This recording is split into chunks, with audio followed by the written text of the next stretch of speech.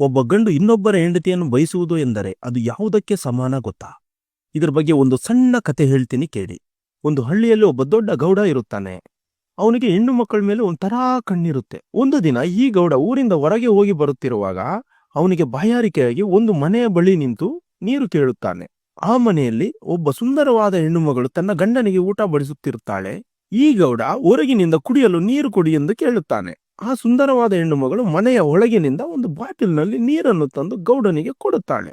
ಅವಳ ಸೌಂದರ್ಯವನ್ನು ನೋಡಿದ ಗೌಡ ಹೇಗಾದರೂ ಮಾಡಿ ಅವಳನ್ನು ತನ್ನ ಮನೆಗೆ ಕರೆದುಕೊಂಡು ಹೋಗಬೇಕೆಂದುಕೊಳ್ಳುತ್ತಾನೆ. ಒಳಗಿದ್ದ ಅವಳ ಗಂಡ ಊಟ ಮುಗಿಸಿ ಸ್ವಲ್ಪ ಕೆಲಸ ಇದೆ ಎಂದು ಹೇಳಿ ಹೊರಗೆ ಹೋಗುತ್ತಾನೆ. ಅವನು ಹೋದ ಮೇಲೆ ಈ ಗೌಡ ತನ್ನ ಬಯಕೆಯನ್ನು ಅವಳಿಗೆ ಹೇಳುತ್ತಾನೆ. ಅದನ್ನು ಕೇಳಿ ಅವಳಿಗೆ ಆಶ್ಚರ್ಯವಾಗುತ್ತದೆ. ಗೌಡ್ರೆ, ನೀವು ಈ ಊರಿನ ಹಿರಿಯರು, ನೀವು ನನ್ನನ್ನು ಬಯಸುವುದು ಸರಿಯಲ್ಲ ಎಂದು ತುಂಬಾ ಸಾರಿ ಹೇಳುತ್ತಾಳೆ. ಆದರೆ ಗೌಡ ಅವಳ ಮಾತುಗಳನ್ನು ಕೇಳುವುದಿಲ್ಲ. ಅವಳು ಬೇರೆ ದಾರಿ ಇಲ್ಲ ಎಂದು ತಿಳಿದು, ಸರಿ, ನಾನು ನಿಮ್ಮೊಂದಿಗೆ ಬರುತ್ತೇನೆ, ಆದರೆ ನೀವು ಮೊದಲು ನಮ್ಮ ಮನೆಯಲ್ಲಿ ಊಟ ಮಾಡಬೇಕೆಂದು ಹೇಳುತ್ತಾಳೆ. ಸರಿ, ನಾನು ಊಟ ಮಾಡುತ್ತೇನೆ ಎಂದು ಗೌಡ ಒಳಗೆ ಹೋಗಿ ಕುಳಿತುಕೊಳ್ಳುತ್ತಾನೆ.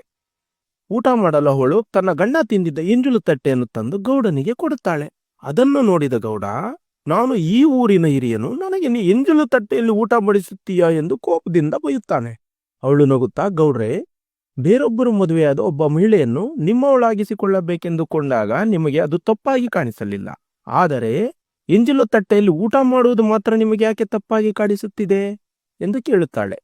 ಈ ಮಾತುಗಳನ್ನು ಕೇಳಿದ ಗೌಡನಿಗೆ ತನ್ನ ತಪ್ಪು ಅರ್ಥವಾಗುತ್ತದೆ. ಅವಳನ್ನು ಕ್ಷಮಿಸಲು ಕೇಳಿ ಇಂದಿನಿಂದ ಪ್ರತಿ ಮಹಿಳೆಯನ್ನು ತಾಯಿಯಂತೆ ನೋಡಿಕೊಳ್ಳುತ್ತೇನೆ ಎಂದು ಅವಳಿಗೆ ಮಾತು ಕೊಡುತ್ತಾನೆ.